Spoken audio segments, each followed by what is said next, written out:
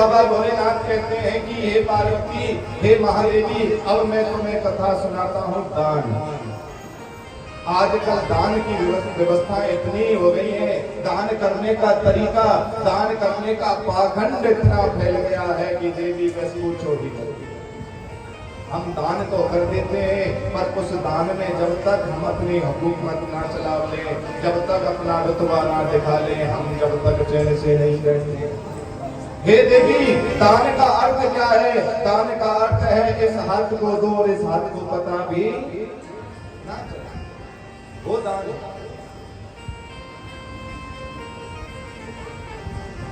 ध्यान रखना जी दियो, आप सब अपने पतियों की कौन हो?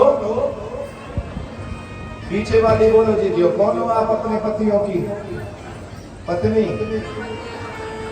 है जी? नहीं, आगे वाले नहीं, पीछे वाले बोलो पत्नी, अर्धांगिनी। थोड़ी बहुत देर में जी जी कहेंगे हम अर्धनारीश्वर भी। वो आए नहीं ना पहले दिन और दूसरे दिन की कथा में, उनका दोष नहीं है। पत्नी वो जो पति को पतन के रास्ते पर ले जाए। पत्नी कौन? अब तुम बड़े कह देना जाकर, तो मैं पूछ लेना अजी ये कौन की बहू है? फलाने की पत्नी है। खूब के पाना पत्नी। पत्नी वो जो पति को पतन के रास्ते पर ले जाए। पत्नी वो जो पति को सिनेमा घर ले जाए। पत्नी वो जो पति को शॉपिंग मॉल में ले जाए, वो पत्नी होती है। अरे जीजियो, आप सब तो अपने पतियों की धर्म पत्नी हो, जो पति के कमाए हुए पैसे को भी धर्म में लगाए और इस घर को भी धर्म की राह पर ले जाए। तो जो भगवान की कथा सुनती है, भगवान की जो है गुणगान गाती है, तुम सब कौन हो? धर्म पत्नी। और बाबा कहते हैं महादेवी, इंसान जो कमाए अपनी कमाई का 10वां हिस्सा हमारे धर्म के नाम पर निकालना चाहिए। कितना? 10वां हिस्सा। और आजकल हम लोग नहीं निकालते। और ये सत्य है, कोई 100 रुपए कमा रहा होगा ना, तो 10वां हिस्सा कितना बनेगा? है जी 10 रुपए। 100 रुपए कमाने वाला 10 रुपए खुशी खुशी दान कर देगा दीदी, उसे कोई दर्द नहीं होगा। 1000 कमाने वाला 100 रुपए दान कर देगा। 10,000 कमाने वाला 1000 का भी दान कर देगा। पर जो 10 लाख कमा रहा हो महीने के, क्या होगा? जो 10 लाख कमा रहा है महीने के, वो 1 लाख रुपए दान देने में भी 100 बार सोचेगा और नहीं करेगा दान। अरे ये शास्त्र कहते हैं, ये शिव महापुराण कहती है, अरे इस सरकार के टैक्स से तो तुम बच जाओगे। इस सरकार की टैक्स की चोरी करोगे तुम बच जाओगे, वकील करके, जज करके, कहीं सिफारिश लगा के तुम बच जाओगे। पर मेरे शंकर की टैक्स की चोरी करोगे तो सीधे हॉस्पिटल में पाओगे या नहीं? डॉक्टर कौन? भगवान। ब्राह्मण संत, ब्राह्मण कथा वाचक कौन? भगवान। भगवान की कथा कौन? भगवान। ये सब धर्म के क्षेत्र है। भगवान शंकर कहते हैं कि ठीक है मेरी जीजियो, तुम कथा भागवत में मत दो, ठीक है तुम किसी भी धर्म के स्थान पर मत दो, पर माँ हॉस्पिटल में तो देगी जब हाड़े लेके पड़ेगी, मैं तो देगी। और 1 नहीं 2 नहीं, टैक्स के मूल सहित दूंगा। अब तक तो तेरा 1 लाख हो रहा था, हार्ट की बीमारी ऐसे दूंगा 3 लाख दुगने करके दूंगा। और ये सत्य है, भगवान के टैक्स की चोरी करोगे तो हॉस्पिटल में पाओगे। अगर भगवान के टैक्स को समय पर भरते रहोगे तो निरोगी काया पाओगे, कभी बीमार नहीं होगे। ये सत्य निरोगी काया पाओगे। हम मुझसे पूछते हैं बहुत लोग, मुझे बहुत पूछते हैं, अपने भगत हैं वो भी पूछते हैं, बातें में भी लोग कहते हैं या कहीं जाते हैं, गुरु जी हमें एक प्रश्न का जवाब दो। मैं बोलता हूँ बताओ क्या जवाब है। मन गुरु जी हम बहुत कथावाचक देख लिए, हमने बहुत ब्राह्मण देखे हैं, पर सबके पेट निकले रहते हैं और मोटे मोटे रहते हैं और आप दुबले पतले जैसे। मैं भैया मैं टैक्स भरता रहता हूँ समय पर, मैं इसलिए मोटा नहीं, मैं टैक्स देता रहता हूँ, मैं इसलिए मोटा नहीं होता। जब हमने नेत्रहीन आश्रम खोला, अनाथ बच्चों के लिए आश्रम खोला, हमारे पिताजी ने भी, बहुत ब्राह्मणों ने कहा पागल है, काय को चक्कर में पड़ रहा है, कोई घर बना, अपना घर बना ले। हमने एक ही बात कही थी, पिताजी आज मैं अगर अपने लिए करूंगा तो मैं दुनिया के जैसा होऊंगा, अगर मैं दुनिया के लिए करूंगा तो मैं शंकर के जैसा होऊंगा। मुझे दुनिया के लिए करना है, मुझे बाबा के लिए करना है। अरे गौ की सेवा तुम करने जाओ, किसी अमावस्या किसी एकादशी पर जाते हो, गौ माता को रोटी खिलाते हो, उसके साथ सेल्फी लेते हो, उसके बाद में चाहे वो थैली खा रही हो तुम्हें कोई पता नहीं चलता। अरे सेवा करो तो उसकी करो ना, जिस दिन एक दिन भी गलती हो जाए तो दूसरे दिन सबके आगे बताए हमें खाना नहीं मिला। मानव सेवा परा धर्मो, सबसे बड़ी सेवा माँ बाप की, उसके बाद में असहाय व्यक्ति की सेवा करो, वही सबसे बड़ी सेवा। मानव सेवा परा धर्मो, अगर कोई सेवा है तो मानव की सेवा है। मानव को तुम कोई भी दान दे दो, बोलो मनुष्य को तुम कोई भी दान दे दो, उस दान में कोई भी कमी होगी तो तुरंत बोलेगा या नहीं बोलेगा, बोलो बोलेगा ना। और गाय को तुम कुछ भी दे दो, उसमें चाहे कोई भी कमी हो वो बोल पाएगी पड़ेगी। तो बाबा कहते हैं कि मानव सेवा परा धर्मो, सबसे बड़ी सेवा अगर कोई है तो वो मानव सेवा है। इसीलिए अपनी नेक कमाई में से 10वां हिस्सा धर्म के कार्यों में लगाना चाहिए। अब धर्म के कार्य कौन कौन से हैं? जरूरी नहीं है कथा भागवत में दो, जरूरी नहीं है मंदिर में दो, जरूरी नहीं है जो है तो कहीं जाकर दो। अरे राष्ट्र की रक्षा के लिए, गौ माता की रक्षा के लिए, किसी गरीब कन्या की विवाह के लिए, कहीं कथा भागवत सत्संग हो रही है वहां जाकर दान करो। उस असहाय बेसहारा नेत्रहीन अनाथ बच्चों के लिए, उस वृद्ध ब्राह्मणों के लिए, उस वृद्ध माताओं के लिए, वो बुजुर्ग माताएं जिनकी औलाद है जिनको छोड़कर चली जाती है, उनके सहारे के लिए अरे जितना हो सके धर्म के कार्य में दान दो। धर्म के कार्य में दान दोगे तो मेरा शंकर कभी तुम्हें रोगी नहीं बनाएगा, वो हमेशा निरोगी रोगी हमेशा निरोगी।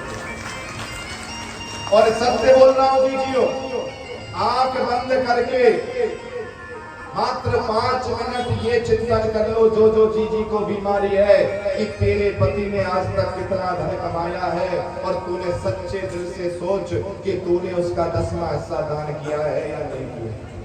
तेरे पति ने 50 लाख कमा लिए और तूने 1.5 लाख रुपए कहीं दान देकर अच्छा कर लिया, सोच रही है कि मैंने 10वां हिस्सा दान कर दिया, वो दान नहीं है। इसीलिए इसको बढ़ाना मत, हर महीने की कमाई से 10वां हिस्सा निकालते रहना, और निकालते रहोगे तो कभी भी रोगी नहीं रहोगे, कभी भी रोग नहीं आएगा तुमको। दान देने की स्थिति इतनी विचित्र है। अरे हमें जीवन में कन्यादान, गौदान और तीसरा कौन सा है जी? अन्य दान। ये दान 3 जरूर करने चाहिए। ये जो हम 16 श्राद्ध करते हैं ना, ये 16 श्राद्ध किस वजह से बने कोई जानता है? ये 16 दिन के जो श्राद्ध का महीना आता है, श्राद्ध पक्ष बोलते हैं, ये 15 दिन के जो श्राद्ध आप करते हो, ये किस कारण बने? हाँ जी, करण की वजह से। भैया के लिए जोरदार, किसकी वजह से? करण की वजह से। वो करण अंतिम समय पर मर रहा है, पर मरते मरते भी जीवन भर सोने का दान कर रहा है। मरने के बाद, मरते समय भगवान कृष्ण पहुंचे। भगवान कृष्ण ने कहा, अरे करण तूने दुनिया को दान दिया है, अरे पगले कम से कम मुझे तो कुछ दान दे दे। तो करण कहने लगा कि प्रभु अब तो मैं असमर्थ हूँ और मरण अवस्था में हूँ, मेरे पास दान देने तो क्या है। भगवान ने कहा तेरे पीछे ये गेहूं की ढेरी बनी हुई है, तो ये अनाज का दान दे। करण बोला नहीं प्रभु, जब मैंने आज तक दुनिया को सोना चांदी दिया है तो तुम्हें अनाज क्यों दूं। और देख लो भगवान हेल्प कर रहे हैं, उसकी सहायता कर रहे हैं, पर नहीं समझ में आई करण को। करण ने कहा कि प्रभु मेरा एक दांत सोने का है, मैं इस दांत को ले लो आप। भगवान ने कहा कि मैं तेरे दांत को कैसे तोड़ूं। करण ने एक पत्थर उठाया, अपने मुख में मारा, दांत तोड़कर ऐसे सामने कर दिया। बस प्रभु लो ये दांत तुम दान में दे दो। मरते समय करण दान दे रहा। भगवान ने कहा ये खून में सना हुआ था, मैं ऐसे दान नहीं लेता, खून लगा हुआ जिस मैदान में हो। तो करण ने वही पत्थर आकाश की ओर फेंका, तो आकाश गंगा बरसने लगी, वो दांत धुल गया, पवित्र हो गया। करण ने मरते मरते वो दांत किसे दान कर दिया? कृष्ण को। कृष्ण को दान कर दिया करण ने। और दान करने के बाद जब कर्ण मरा, मरते समय कर्ण जब गया, क्योंकि धर्म की पदवी पर बैठेगा, धर्मराज के समान सा कर्ण। और जब कर्ण वहां गया और जाने के बाद में कर्ण को लगी भूख, कर्ण कह रहा है मुझे खाना दो। इधर से मेरे नारायण ने लीला रच दी, कुंती मैया को बोल दिया इस बच्चे को अभी अग्नि मत दिलाना। कुंती जाकर कर्ण के पास में बैठ गई। कर्ण वहां कह रहा है कि भाई मेरे लिए भोजन दो, तो कर्ण के आगे भोजन आ रहा है, सोने की पूरी, सोने की कचौड़ी, सोने की सब्जी, सोने का पानी, सब कुछ सोना आ रहा है। कर्ण ने कहा मुझे भूख लगी है, खाना चाहिए, सोना नहीं चाहिए। तो यमराज बोले कर्ण तूने जिंदगी भर सोना दान किया है, जो दान करोगे सो तुम पाओगे, तुझे सोना ही मिलेगा। इसलिए जीवन में अन्न का दान भी करना, जिससे अन्न का दान कर दिया। कर्ण ने क्षमा याचना मांगी। कर्ण ने कहा कि प्रभु मैं इतनी कृपा कर दो कि एक बार मुझे पृथ्वी पर भेज दो। पर कहते हैं कि कर्ण जब 16 दिन के लिए आया, कितने दिन के लिए? 16 दिन के लिए कर्ण आया। और कर्ण जब आया तो कर्ण ने आने के बाद में हजारों ब्राह्मणों को अनाज का दान किया। हजारों ब्राह्मण, जो हम अपने घर में श्राद्ध पर ब्राह्मण भोजन कराते हैं, कौन कौन चीज ऐसी है जो आते ही ब्राह्मण के चरण छुए और ब्राह्मण की आरती उतारे, फिर ब्राह्मण का तिलक करके भोजन विदा करे उसे? कौन कौन करते हो? ऐसा हाथ खड़ा करो। देखो करने की तो चेष्टा करी, पर लोग डर गए, कहीं कुछ उल्टा ना हो, गुरु जी डांट गए। हाँ डर गए लोग, चेष्टा तो करी करने की। नीचे करो। जो मैया ब्राह्मण को अपने पितृ के रूप में भोजन कराए और भोजन कराने के बाद में उसके चरण छुए, उसके तिलक करे और उसकी आरती करे, उस मैया को एक ब्राह्मण भोजन कराने का फल मिलता है। कितना? और जो मैया ब्राह्मण आए, बिठाए, भोजन कराए, दक्षिणा दे और विदा कर दे, उसे 10,000 ब्राह्मणों को भोजन कराने का फल मिलता है। ये करने की कथा। कितने? 10,000। क्यों? क्योंकि कर्ण ने वहां यही किया। सारे ब्राह्मण आते रहे, किसी की पूजा नहीं की, किसी को तिलक नहीं लगाया। जो आ रहा है दान दे रहा है, जो आ रहा है दान दे रहा है। कह रहा है मैं पूजा पाठ करूंगा तो एक ब्राह्मण का फल मिलेगा, और बगैर पूजा पाठ करे मैं ब्राह्मण को दान दूंगा तो मुझे 10,000 ब्राह्मणों को दान करने का फल मिलेगा। इसलिए तिलक करके पितरों के रूप में, वैसे नहीं। अगर वैसे आप पूज रहे हो वो चलता है, पितरों के श्राद्धों के समय कभी भी ब्राह्मण का तिलक करके और जोत बत्ती करके अगर भोजन कराओगे तो एक ब्राह्मण का फल मिलेगा। और सीधे बुलाकर बिठाकर भोजन कराओगे और दक्षिणा दे दोगे तो 10,000 ब्राह्मणों को भोजन कराने का फल मिलता है। बोलो हरे हरे हरे हरे। और ये उसी दिन से 16 श्राद्ध शुरू हुए। किस दिन से? ये उसी दिन से हुए 16 श्राद्ध। ये कर्ण के दान के साथ। इसलिए जीवन में दान का बहुत जरूरी है। पहला दान, जोर से बोलो, पहला दान तो कन्यादान से भी पहले आता है साहब, गौ का दान। कन्यादान करोगे उससे भी पहले ब्राह्मण कहता है गौदान संकल्प करो। पहला दान गौदान, क्योंकि गरुड़ पुराण की कथा कह रही है जीजियो, जिस व्यक्ति ने मरते दम तक गौ का दान नहीं किया वो बैतरणी नदी पार नहीं कर सकता। एकादशी व्रत रखो तो गौ का दान करो, या सत्संग कथा करो तो गौ का दान कर दो, कथा भागवत करो, मतलब गौ का दान जीवन में होना विशेष जरूरी है। एक सेठ जी थे और एक जब वो सेठ जी थे तो वो बिल्कुल मरने की अवस्था में था। सेठ जी मतलब खाट पर लेटे पड़े हैं, उठने की हिम्मत नहीं है, और ये बच्चे चले गए किसी पंडित जी को पत्रा दिखाने, और उन बच्चे जब पंडित जी को पत्रा दिखाने चले गए और पत्रा दिखाने वो पहुंचे तो पंडित जी ने कह दिया गौ दान करा दो सोने की। क्या करा दो? सोने की गौ दान करा दो, और गौ दान कराने से तुम्हारे पिता की मुक्ति हो जाएगी। क्यों? क्योंकि तुम्हारे पिता ने जीवन में बड़ा सत्कर्म किया है। अब इनकी मुक्ति ना होने का कारण यही जो मर नहीं पा रहे हैं ना, वो इसीलिए नहीं मर पा रहे कि अभी गौ दान रह रही है। सोने की गाय दान कर दो। बच्चे आए बोले पिताजी ऐसे ऐसे पंडित जी के पास में गए थे, पंडित जी ने कहा है कि सोने की गाय का दान कर दो, इनकी मुक्ति हो जाएगी। अब वो सेठ जो खाट में पड़ा है, वो सेठ जिससे खड़ा नहीं हुआ जा रहा, अब वो सेठ कह रहा है सुनो, इन पंडितों के चक्कर में मत पड़ो, ये तो लूटते घूटते रहते हैं, ये कुछ भी बता देते हैं। तुम्हें अगर मैं भारी लग रहा हो तो मेरा गला घोट लो, मैं वैसे ही मर जाऊंगा, और ये सोने का दान मत करना। बच्चे बेचारे समझदार थे, बोले जब पिताजी नहीं करे तो क्या करते।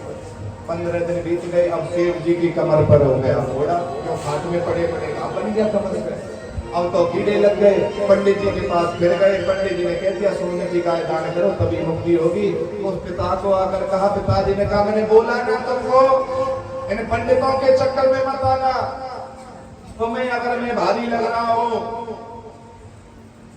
तो मुझे गला घोट के मार दो, पर ये सोने की गाय दान मत करना बेटा। बच्चे डर गए बेचारे, टिंगल गए। अब इतनी बुरी हालत हो गई कि खाट पर ही मल मूत्र सब कुछ वो सेठ करने लगे। बच्चे फिर गए, पंडित जी ने कहा कि जब तक दान नहीं करोगे मुक्ति नहीं होगी। बोले ये पिताजी मरते मरते मर जाएंगे, पर ये दान नहीं करने देंगे, कोई और रास्ता बताओ ना। उन्होंने कहा एक रास्ता और है, पिताजी को बोलो कि मिट्टी की गाय का दान करना है। क्या बोलो? और सोने की गाय बनवाना, मिट्टी का पानी चढ़वा दो। अब तो बच्चे आए, बच्चों ने कहा कि पिताजी पंडित जी कह रहे मिट्टी की गाय का दान करो। अब जो वो सेठ जिससे खड़ा नहीं हुआ जा रहा था, अब वही सेठ एकदम खड़ा हुआ, बोला बेटा ये पंडित जी को जल्दी बुला के ला, ये तो सहन नहीं हो रहा है, जल्दी दान करा। जो वो सेठ कह रहा है पंडितों के चक्कर में मत पड़ो, वो कह रहा है मिट्टी की गाय तो जल्दी दान करा। पंडित जी आए, दान लिया, भगवान का ऐसा चमत्कार हुआ, 2 घंटे में सेठ जी पधारे। कितनी देर में? 2 घंटे में। अब सेठ जी पहुंच गए ऊपर, बैतरणी नदी पहुंचे। बैतरणी नदी पर पहुंचने के बाद में देख रहे हैं सेठ जी जो आ रहा है गाय की पूंछ पकड़ रहा है, पार जा रहा है। सेठ जी बोले भला हो पंडित जी का, अरे हमसे भी गाय का दान करा दिया, नहीं तो हम तो खड़े रह जाते हैं। इतनी देर में वो मिट्टी की गाय प्रकट हो गई। अब मिट्टी की गाय जब वहां प्रकट हो गई, प्रकट होने के बाद में सेठ जी ने भी पूंछ पकड़ ली, भैया हमने भी मिट्टी की गाय दान करी है, देखो कितना गर्व है उसको मिट्टी की गाय पर। अब वो बेचारी गाय नदी में उतरी, और जैसे ही नदी में उतरी तो वो मिट्टी हट गई, सोना दिख गया, और सेठ की निगाह पड़ गई। अब सेठ ने पूंछ तो छोड़ दी, कह हाय पंडित जी ने मेरे बच्चों को लूट लिया।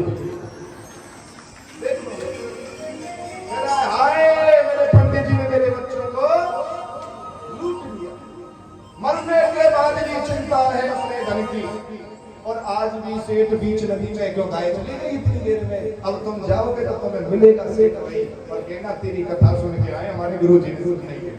बोलो हरे हरे। ऐसे ऐसे दान देते, ऐसा ऐसा दान करते हैं सब। क्या दान है? दान करने की भी स्थिति विचित्र हो गई है। दान दे दिया, समझ लेना अपनी सरकार बन गई। अरे दान वही है जहां पर प्रेम और भाव से दिया जाए। इसलिए जीजियो, आपसे जितना हो सके, आपसे जितना बन सके उन असहाय नेत्रहीन व्यक्तियों के लिए दान करो। आपसे जितना हो सके उनके लिए हमेशा कल्याण के लिए दान करो। बोलो शंकर भगवान की हर हर